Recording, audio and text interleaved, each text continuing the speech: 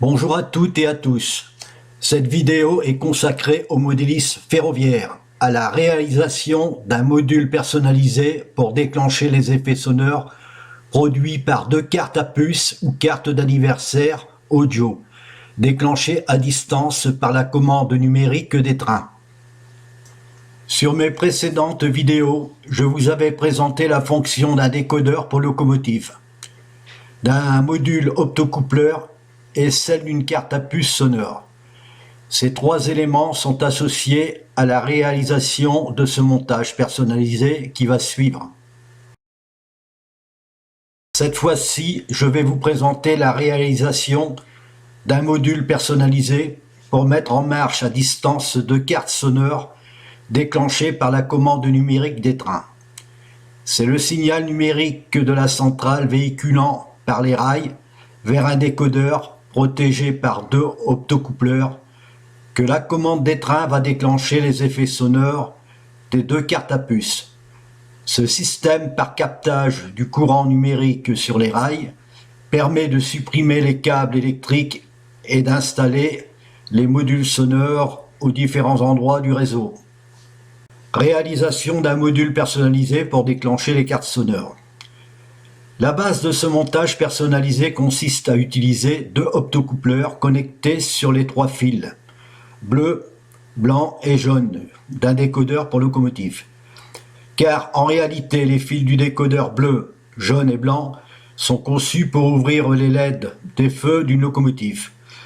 Je me suis donc servi de ces trois fils pour alimenter en courant électrique les LED blanches des optocoupleurs, qui serviront à envoyer un signal lumineux sur les bases des phototransistors pour faire passer un courant de charge et déclencher les cartes sonores. En somme, comme une sorte d'interrupteur marche-arrêt. La carte à puce sonore est composée de deux piles d'alimentation rechargeables par port USB, d'un bouton à curseur marche-arrêt, d'un bouton poussoir de mise en marche et d'un bouton à trois positions pour le volume sonore. Il y a deux possibilités de brancher les fils de déclenchement de la carte sur le bornier du phototransistor de l'autocoupleur, soit par les fils A du bouton poussoir ou soit par les fils B de la carte.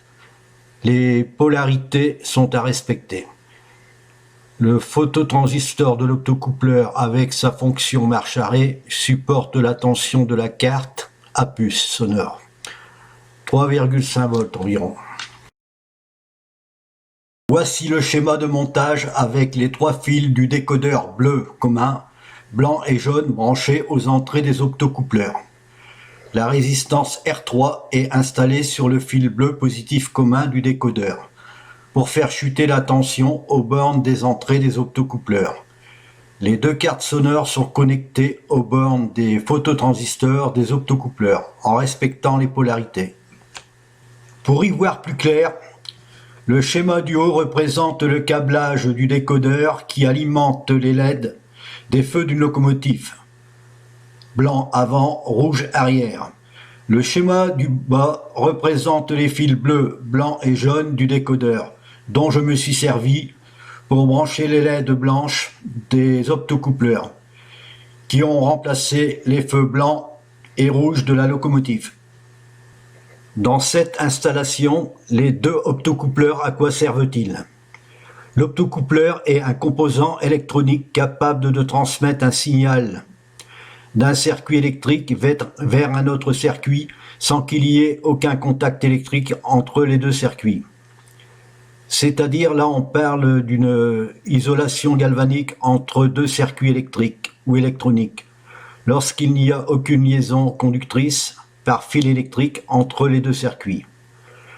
Utilisés dans ce montage, ils servent à isoler et à éviter les perturbations de fonctionnement entre la partie circuit de commande numérique et la partie circuit d'ouverture des cartes sonores.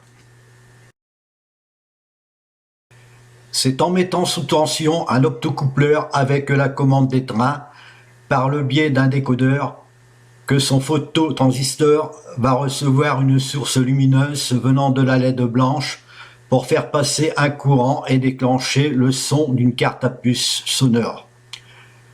Le déclenchement des effets sonores se fait avec la commande numérique Roku, en appuyant sur la touche OK et en tournant le bouton du régulateur, qui tourné vers la droite déclenche le son de la première carte à puce et tourné vers la gauche déclenche le son de la deuxième carte et ferme la première.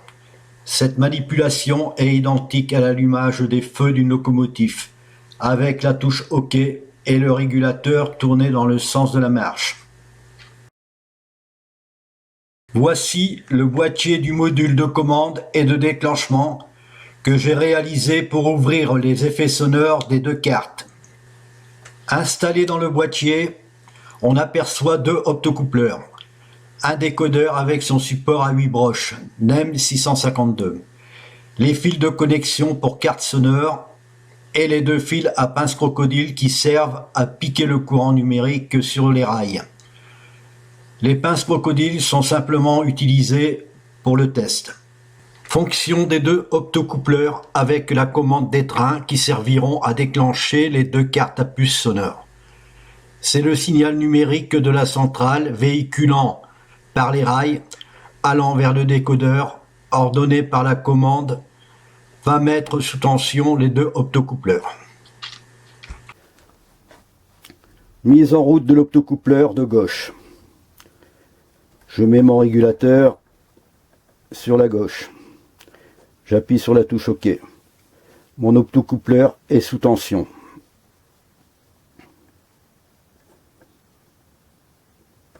J'éteins mon optocoupleur. Je mets en route mon optocoupleur de droite. Je mets mon régulateur vers la droite. J'appuie sur la touche OK. L'optocoupleur est sous tension. J'arrête mon optocoupleur de droite. Je reviens sur mon optocoupleur de gauche. Je tourne mon régulateur vers la gauche et j'appuie sur la touche OK. Mon optocoupleur de gauche est sous tension.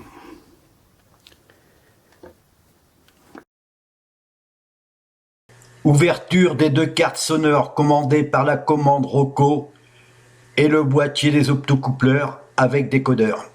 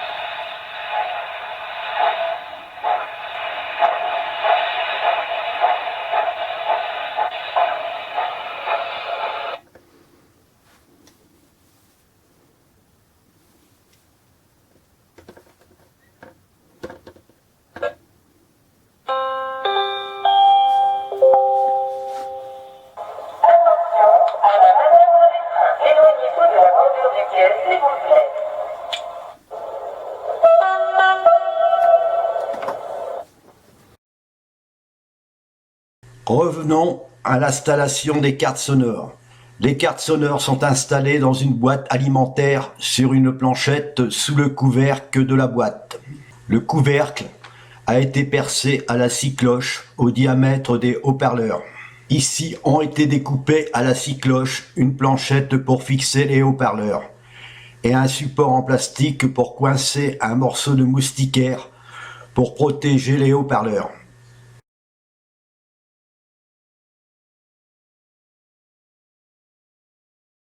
L'ensemble est fixé sur le couvercle. Les cartes sonores sont fixées sur la planchette avec le couvercle.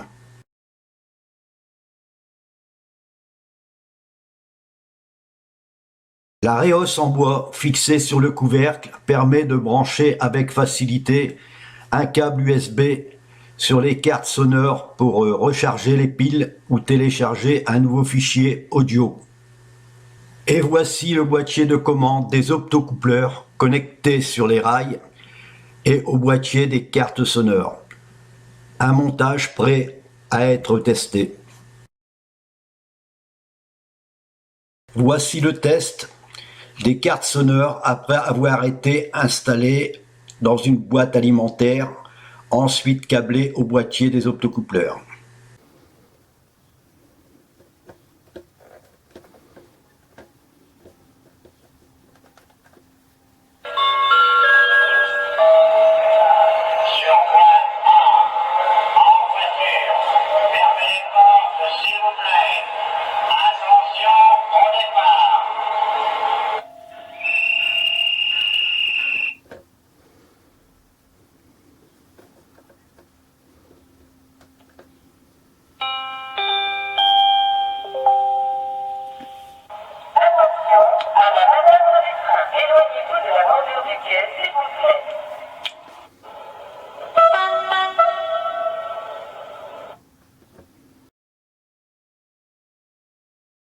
C'est des cartes sonneurs déclenchées par la commande numérique des trains et avec le boîtier de commande des optocoupleurs connectés par 2 pinces crocodiles sur les rails à n'importe quel endroit du réseau.